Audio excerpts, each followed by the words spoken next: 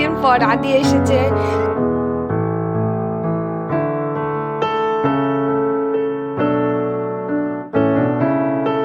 আমার মাম্মামের আজকে ঘুম ভাঙছে না, দেখো বিছানার থেকে নেমে আবার এখানে দেখো মাথা রেখে শুয়ে আছে, দাঁড়িয়ে আবার এখানে মাথা রেখে শুয়ে আছে। কি হয়েছে, ঘুম ভাঙছে না তোমার? হ্যাঁ মাম্মা। আমি এটা আমার নতুন ড্রেস পরেছি। তোমার নতুন ড্রেস আছে? তোমার তো অনেকগুলো নতুন ড্রেস আছে। তোমার হ্যাঁ আমি দেখেছি তো। দেখো ওর নতুন ড্রেস দেখাবে, দেখো একা একা এখন এটা খুলে নিতে পারো।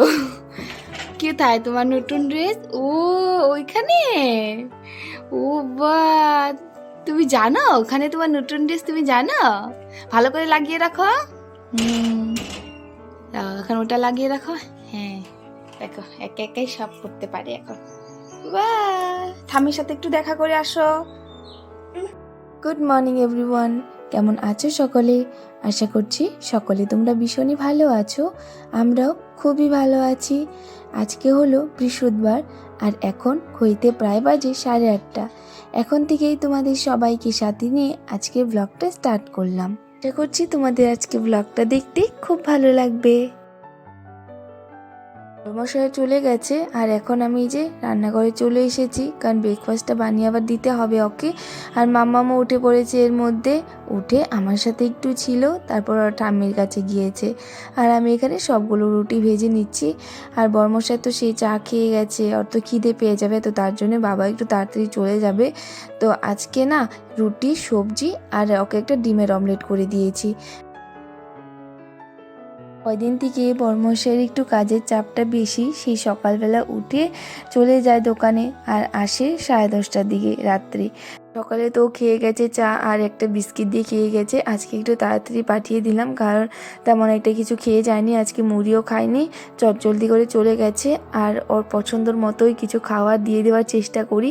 এখন লাঞ্চ বলো, ব্রেকফাস্ট বলো, সব কিছুই ওর পছন্দের মতো দিয়ে দিই, যাতে ওর মনটা একটু খুশি হয়ে যায়।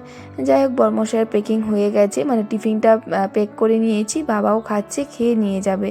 আর এখানে এখন আমি আর মাম্মাম খাবো এই যে রুটি আর সবজি দিয়ে খাবো। আর মা না দুধের সর উঠিয়ে রেখে দিয়েছে, তো ওটা দিয়েই খাবো। মার জন্য একটু রাখলাম, আমার জন্য একটু নিলাম। রোজ দিনের মতো মাম্মাম আর আমি বসে পড়েছি খাওয়ার জন্য। আর আজকে মাম্মাম একটু বাহানা করছে, বলছে খাবে না। আর মাম্মামকে যে রুটি দিই না, সেই রুটিটা কিন্তু আমি ধুয়ে নিই, ধুয়ে একটু নরম হয়ে যায় তখন ওকে দিই। রুটি দেখে মাম্মাম বলছে মা তুমি খাইয়ে দিবে, এখন নিয়ে বসেছি, এখন বলছে খাবে না। তাই ওকে বলছিলাম কেন খাচ্ছ না, খাও, আমরা পার্কে যাব। ও পার্কের কথা শুনলে খুব খুশি হয়ে যায়, পার্কে যেতেও ভীষণ ভালোবাসে। পার্কে গেলে যে খুব দৌড়াদৌড়ি করতে পারে, খেলতে পারে না, এটার জন্য খুব খুশি হয়ে যায়। কিন্তু তাও দেখো কি দুষ্টু করছে, আজকে বলছে আমি খাবো না, খাবো না, খাবো না। তো ওকে ছেড়ে দিলাম, বলছে ঠিক আছে তোর যখন ইচ্ছে তখনই খা। পরে কিন্তু ও খেয়েছে, আমার সাথেই খেয়েছে চুপটি করে বসে। খাওয়া দাওয়া করে সকালে যা বাসন বের হয়েছিল সেগুলো সব কিছু মেজে চলে আসলাম আমাদের এই কিনারের রুমে। কালকে তো তোষকটা পেতেছি, কিন্তু কালকে কিন্তু বেড কাভারটা পাতা হয়নি, তো ভাবলাম আজকেই সুন্দর করে পেতে দিই। বিছানাটা প্রথমে একটু ঝাড় দিয়ে নিয়েছি। তোষকটা রোদ্রু দেওয়ার পর যেন মনে হচ্ছে তোষকটা একটু ফুলে গেছে, মানে বড় হয়ে গেছে আমার আর কি মনে হচ্ছে।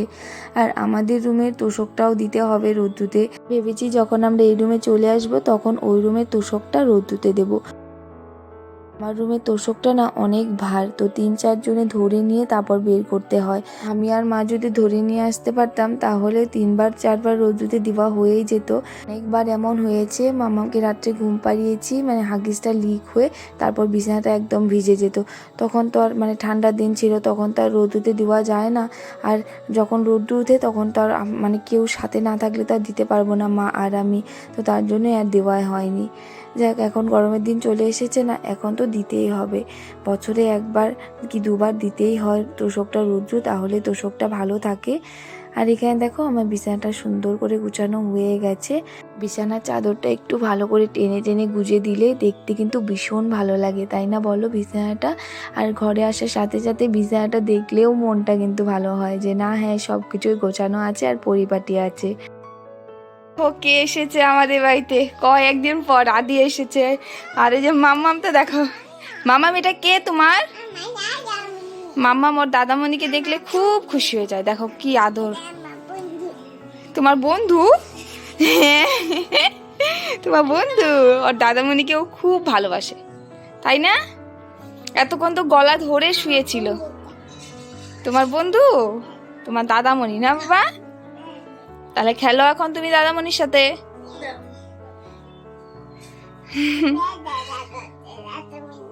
হ্যাঁ, পেট ব্যথা করছে? তুমি বলছো নাকি পেট ব্যথা করছে? ও, তার জন্যই তো বলতেছে। কেন পেট ব্যথা হতেছে তোমার? কেন, কিছু খেয়েছো?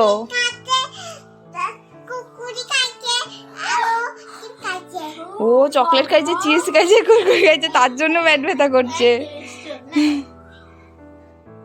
কেন খিদা পেয়েছে? ঘরগুলো গুছিয়ে ঝাড়টার দিয়ে এই যে এখন আমি ঘরগুলো মুছে নেব সুন্দর করে। আর ঘরগুলো কিন্তু কালকে ভালো করে পরিষ্কার করছি, মানে কয়েকদিন থেকে আমাদের মানে ঘর বাড়ি সব কিছু পরিষ্কার করা হচ্ছে। তেমন কিন্তু কোনো কাজ নেই, কিন্তু তাও দেখবে কাজগুলো করতে করতে অনেকটাই বেলা হয়ে যাচ্ছে। ছিলাম আজকে বাজারে যাব, কিছু জিনিস আনার আছে, তো তার জন্য আজকে মা রান্নাটা বসিয়ে দিয়েছি। পরে গিয়ে যাই না কেন আমার মুডটা চেঞ্জ হয়ে গেল, যেতে ইচ্ছে করলো না। মানে আজকে শরীরটা আমার এত খারাপ লাগছে, এত খারাপ লাগছে, মানে কি আর বলবো। খারাপ না, মানে বলতে পারো আলসি হয়ে গেছে আমি অনেকটাই।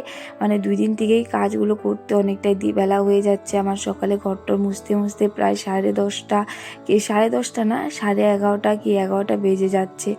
কি আর বলবো, 2 দিন থেকে মানে গরম গরম দিয়েছে না, এখন শুধু মনে হয় বিছানাতে শুয়ে থাকি আর ফ্যানটা একটু বাড়িয়ে দিই স্পিডলি, একটু মোবাইল কি টিভি দেখে দেখে শুধু সারাটা দিন কাটিয়ে দিই।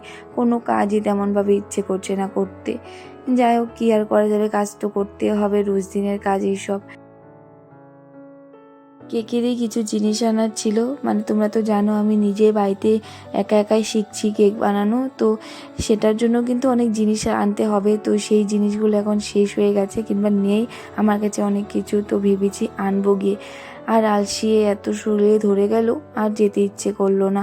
তো ভেবেছি কদিন পরেই যাব, বড়মশাই কাজের চাপটা একটু কমবে তারপরেই যাব।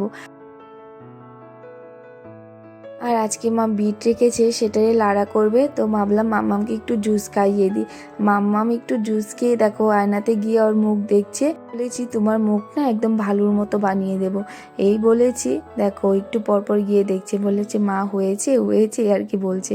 তো এই যখন খাওয়া হলো, আবার সে আয়নাতে দৌড় দিয়ে গিয়ে দেখবে। লিপস্টিক দিকে তুই কি আয়না দিয়ে দেখ, আমি কি দেখাও লিপস্টিক। ওর মুখ দেখে ও ভীষণ খুশি। আর এই যে দেখো এখন আবার গিয়ে লাগিয়ে আসলো, ওর ঠামের কাছ থেকে নিয়ে মুখে লাগিয়ে নিয়ে আসলো। আর আমাকে ও বারবার বলছে মা তুমি আমাকে লিপস্টিক লাগিয়ে দিয়েছো। এই দেখো আয়না দেখে করছে, মানে ও চুমু খাচ্ছে আর কি, দেখো কি করছে। ওর কাণ্ড কখনো এমনটা হয় না, দেখে ভীষণ হাসি পায়। তারপর মামামকে নিয়ে চলে আসলাম স্নান করানোর জন্য। ও একটু খেলাধুলা করছিল আর মাকে একটু কাজ করে দিলাম। আর এই যে দেখো ও বলছে আজকে শ্যাম্পু দিয়ে স্নান করবে, তো এখানে একটু শ্যাম্পু নিয়ে নিয়েছি। ও তো ভীষণ খুশি। আর গরমের দিন পড়েছে না, এখন বারবার শুধু বলবে মা স্নান করিয়ে দাও, স্নান করিয়ে দাও। ও স্নান করতে ভীষণ ভালোবাসে। আর আজ অনেক দিন পর খুশি আসলো, খুশি বলছে আমি ওকে স্নান করিয়ে দেব। তো খুশির একটু প্রবলেম হয়ে গেছিলো, তার জন্য ও আসতে পারিনি কয়েকদিন। তো আজকের থেকেও শুরু হয়েছে আসা, মানে ওর মনটা খুব খারাপ ছিল, কয়েকদিন আসতে পারিনি। তো যাই হোক আজকে ওকে বলছে স্নান করিয়ে দিবে, তো দিলাম একটু স্নান করানোর জন্য। আর এই যে এখন মাম্মামকে দেখো তোয়ালি দিয়ে একদম পিছিয়ে নিয়ে চলে আসলাম। মাম্মামকে ওর দিদিভাই সাজিয়ে দিচ্ছে, আর এসে পড়লাম রান্নাঘরে। দেখো আজকে রান্না হচ্ছে ঘরে পাবদা মাছের বেগুন আলু দিয়ে ঝোল হচ্ছে, পনির রসা হয়েছে, আর হয়েছে সবজি তো সেই সকালে রান্না করে রেখে দিয়েছিলাম, আর হয়েছে বিট লাড়া। আজকে এইসবই রান্না বান্না হয়েছে। রান্না বান্না হওয়ার পর মাম্মামকেও খাইয়ে দিয়েছি, খাইয়ে ওকে ঘুম পাড়িয়ে দিয়েছি, আর আমরাও পরে খেয়ে নিয়েছি। যাই হোক আজকে ব্লগটাও কিন্তু এখানে এন্ড করছি। তোমাদের ব্লগটা কেমন লেগেছে কমেন্ট করে বলো। সবাই খুব ভালো থেকো, আজকের জন্য টাটা।